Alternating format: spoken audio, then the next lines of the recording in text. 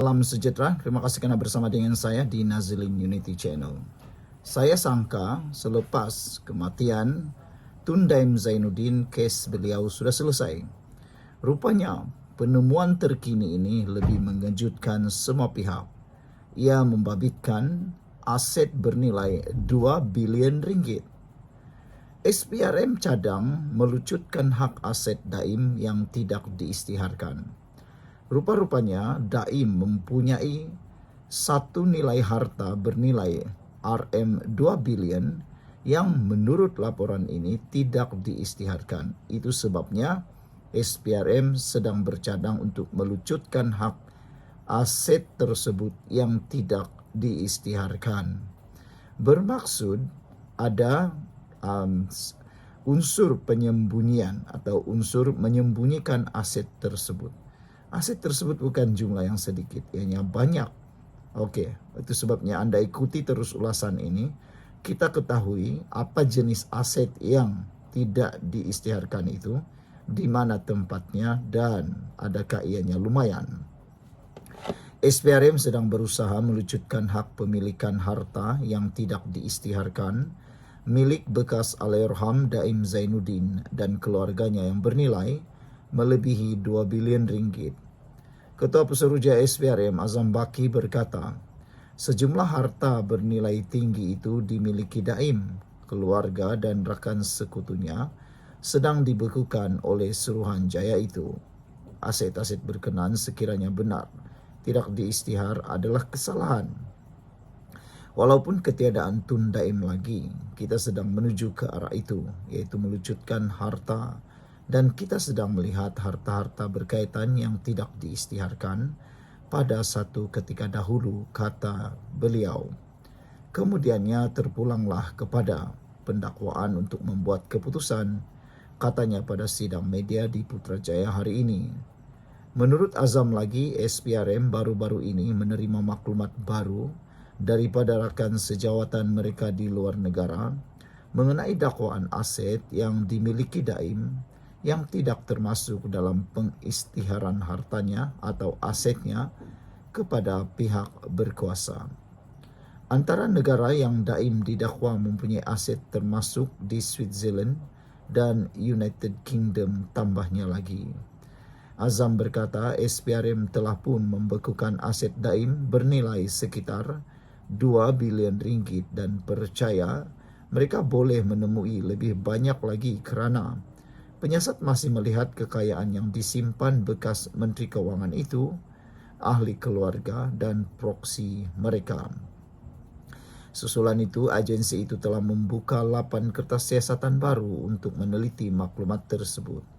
Jadi dalam kes ini saya telah memberi tempoh selama lebih kurang 2 bulan buat masa ini kepada pegawai penyiasat untuk menyiapkan kertas siasatan, katanya. Daim Zainuddin yang meninggal dunia pada 13 November tahun lalu kembali menjadi tumpuan selepas SPRM melancarkan siasatan terhadapnya kerana dikaitkan dengan rasuah dan penggubahan wang haram.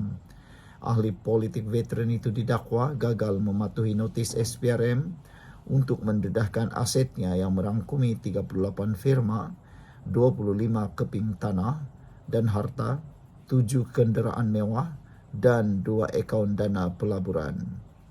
Ketika ditanya pemberita sama ada harta itu termasuk menara Ilham yang dikatakan milik keluarga Daim, Azam berkata, Anda teka sendiri tapi saya boleh katakan banyak aset mencecah hingga 2 bilion ringgit. Katanya pada masa ini pegawai penyiasat sedang menyiapkan kertas siasatan dengan memanggil saksi bagi dipastikan sama ada harta tersebut diperoleh secara betul atau sebaliknya.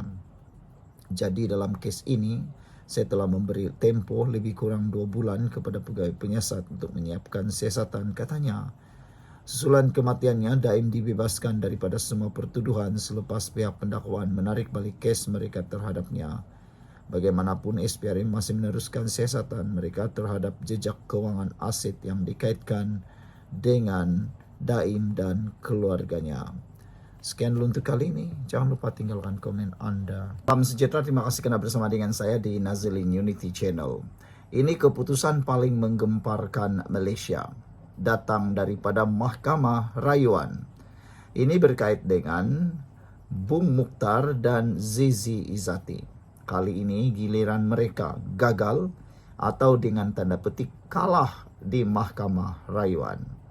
Apabila Mahkamah Rayuan menolak ataupun menolak cabaran oleh Bung Mukhtar. Bung Mukhtar dan Zizi Izzati gagal cabar Mahkamah Rayuan, perintahkan mereka bela diri dengan tuduhan rasuah 2,8 juta ringgit. Ahli Parlimen Kinabatangan Datuk Seri Bung Mukhtar Radin dan isterinya Datin Seri Zizi Izzati Abdul Samad gagal dalam percubaan terakhir mereka untuk mencabar keputusan Mahkamah Rayuan yang memerintahkan mereka membela diri terhadap 3 pertuduhan rasuah berjumlah 2,8 juta ringgit. Dengan keputusan ini, ramai netizen mula tertanya-tanya, apa nasib kerjaya politik Bung Mukhtar Radin?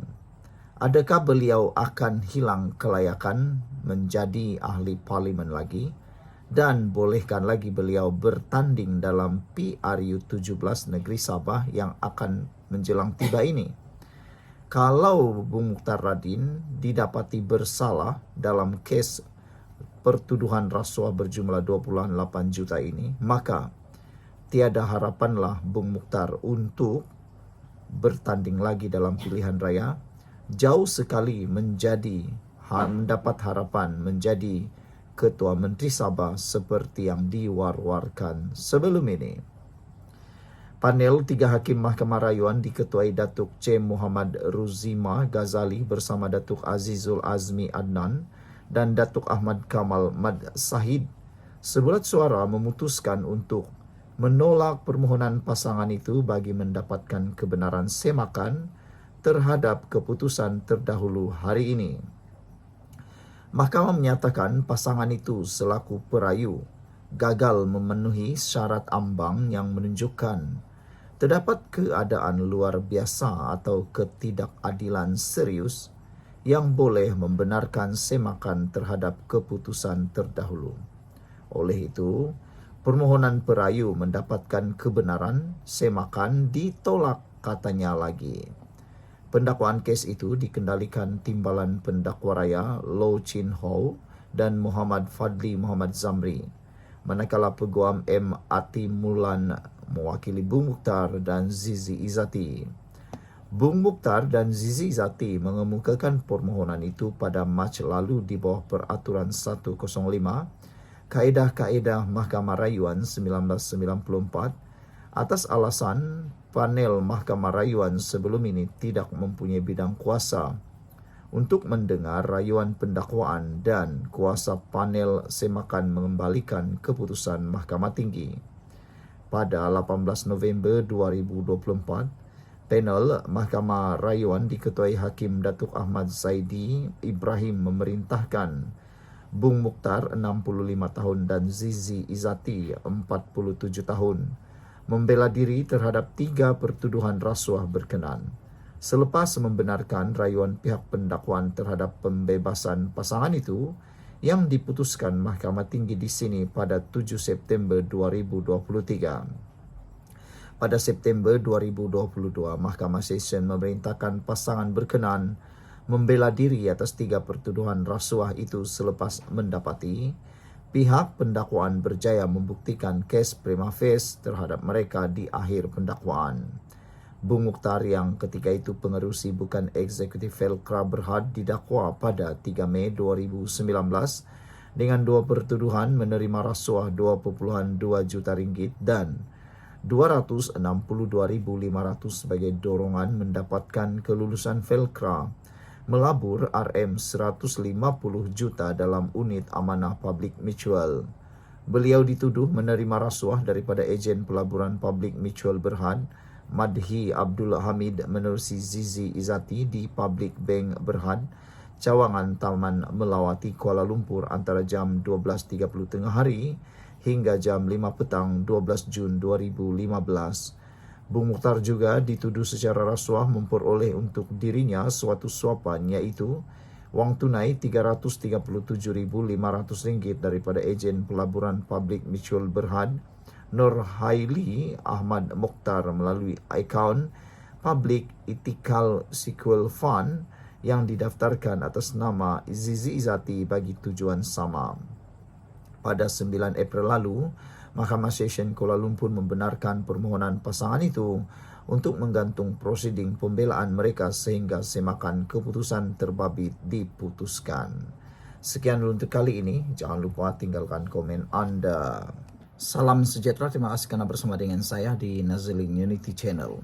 Sudah lama kita menunggu berita terkini tentang siasatan kes rasuah membabitkan Ismail Sabri Yaakob, bekas Perdana Menteri Malaysia. Kali ini pendedahan paling mengejutkan, yaitu SPRM akan soal bekas menantu di Indonesia berkait dengan Ismail Sabri Yaakob. Hari ini dilaporkan Ismail Sabri sudah mengisytiharkan harta, tetapi SPRM akan soal bekas menantu pula di Indonesia. Bekas Perdana Menteri Ismail Sabri Yaakob telah mengisytiharkan hartanya kepada SPRM sebagai sebahagian daripada siasatan ke atas dakwaan rasuah dalam kempen Perhubungan Awam Keluarga Malaysia bekas Perdana Menteri itu. Ketua Pesuruhjaya SPRM Azam Baki berkata, Suruhanjaya itu kini sedang bersiap untuk menyoal bekas menantunya, Jovian Mendagri, yang kini di Indonesia. Menurutnya, SPRM telah dimaklumkan bahawa Jovian kini sudah menetap di negara itu. Kita tidak boleh memaksa beliau Jovian datang ke sini. Sebaliknya, kita kena pergi jumpa beliau di sana, di Indonesia, memandangkan beliau sudah menjadi warga negara itu. Ia I.O. ataupun pegawai penyiasat dalam proses atau telah dapat berhubung dengan beliau untuk rakam percakapan. Saya sudah meminta pengarah bahagian perisikan SPRM, Zainal Darus, untuk mempercepatkan proses ambil keterangan itu, kata Azam Baki pada sidang media di Putrajaya hari ini. Katanya, Jovian akan disoal siasat dalam tempoh seminggu 2 ini sebagai sebahagian siasatan untuk mengesahkan beberapa aset yang diisytiharkan oleh Ismail Sabri Yaakob. Kira-kira kes ini akan selesai siasatan pada akhir bulan Jun dan kemudian kita akan kemukakan kepada Timbalan Pendakwa Raya untuk keputusan, katanya. Azam berkata rakaman percakapan itu adalah susulan arahan SPRM kepada Ismail Sabri untuk membuat pengisytiharan harta di bawah Seksyen 36 dalam kurungan 1 Akta SPRM 2009. Dia berkata sebanyak 57 individu telah dirakam percakapan bagi membantu siasatan setakat ini. Ismail Sabri mengisytiharkan sumber-sumber perolehan beliau pada 10 Februari lalu. Pada 3 Mac lepas, Azam Baki dilaporkan sebagai berkata, Ismail Sabri adalah suspek bagi siasatan kes rasuah serta pengubahan wang haram susulan penemuan wang tunai kira-kira RM170 juta di dalam sebuah safe house susulan serbuan pihaknya. SPRM juga dilaporkan menyita 13 akaun membabitkan nilai lebih RM2 juta bagi membantu siasatan kes berkenan. Saudara, ini memang menggemparkan dan mengejutkan kita. Anak Muhyiddin, menantu Muhyiddin pun belum balik Malaysia lagi. Sekarang ini pula giliran bekas menantu Ismail Sabri Yaakob disiasat, tapi kali ini di Indonesia. Apakah penemuan yang dahsyat akan berlaku? Sama-samalah kita lihat terus drama ini. Tinggalkan komen anda.